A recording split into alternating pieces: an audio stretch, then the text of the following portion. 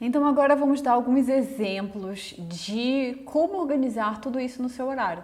Então se a gente for pensar em janeiro com 5 matérias, como a gente pode organizar isso considerando as prioridades, considerando o bloco de tempo? Vamos ver? Então essa é a ideia aqui, é para colocar a prioridade número 1, matemática, por exemplo.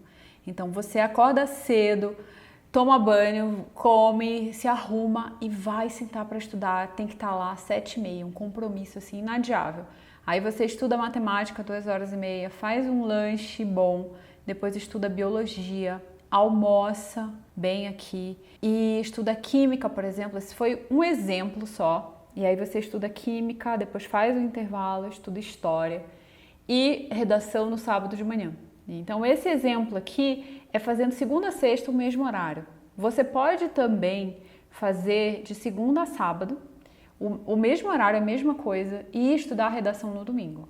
Então a ideia é que ao estudar matemática 2h30 por dia, você vai evoluir muito em matemática. Você vai ver, por exemplo, todos aqueles primeiros módulos e aí vai começar provas poucos meses depois. Então essa é a ideia aqui para 5 matérias mais o sábado. E aí um exemplo para fevereiro, já adicionando mais uma matéria. Então como a gente vai fazer para adicionar essa matéria?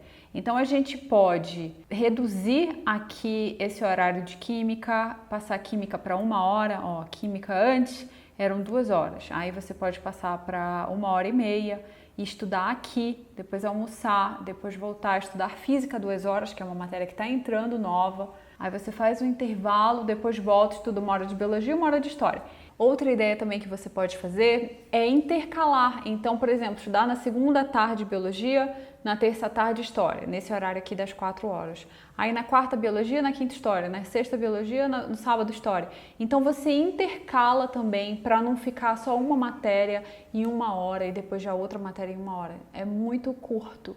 Então eu acho que assim intercalando é melhor. E isso tudo é uma coisa que você vai fazendo, você faz um quadro horário a primeira vez, testa, melhora, testa, melhora. É uma coisa que a gente constantemente tem que testar e melhorar, testar e melhorar. O importante é ver se você consegue seguir, se você consegue mesmo, assim, sem ser muito difícil, sem ser muito fácil. O importante é conseguir seguir. E aqui a redação está no domingo de manhã. Então você acorda, faz a redação, estuda português. Claro que você não precisa acordar no domingo 7h30 da manhã, pode ser um pouco mais tarde. Faz a redação, faz uma prova de português e vai almoçar e pronto, fica o resto do domingo tranquila.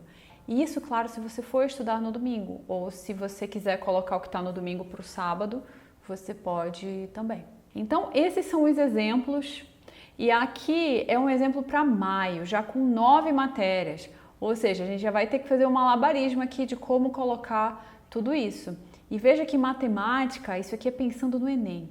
Matemática continua uma alta prioridade aqui, com 2h30 por dia, porque continua sendo uma matéria importante, supondo aqui para essa pessoa. Então ela estuda matemática, química, volta do almoço, física, depois biologia, geografia e história, certo?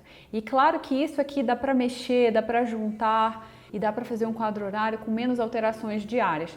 Mas esse aqui é supondo que é 3h30 horário de biologia, 4h45 horário de geografia. Então tá assim, claro como dia, o que você tem que fazer.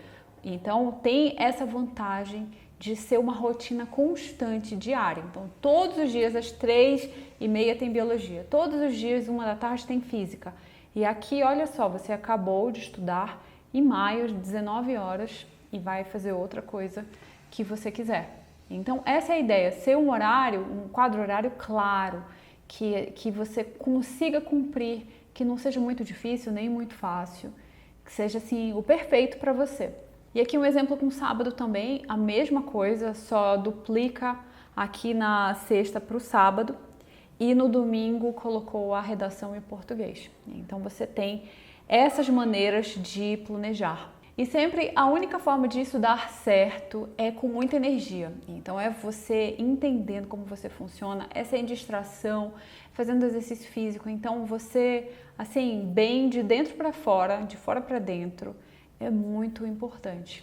Então essa foi a priorização, o planejamento, Agora você entra sem distrações, você entra com foco, você entra com confiança em si mesmo, que é um vídeo que a gente vai falar logo abaixo.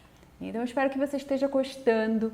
Escreve tudo isso que eu tô falando para você, faz o seu cronograma, o seu quadro horário e posta no Instagram com a hashtag Desafio Sniper, que eu vou lá comentar, vou falar o que eu acho, que pode melhorar, o que não pode, o que tá ótimo e a gente interage por lá. Então é isso, obrigado por assistir.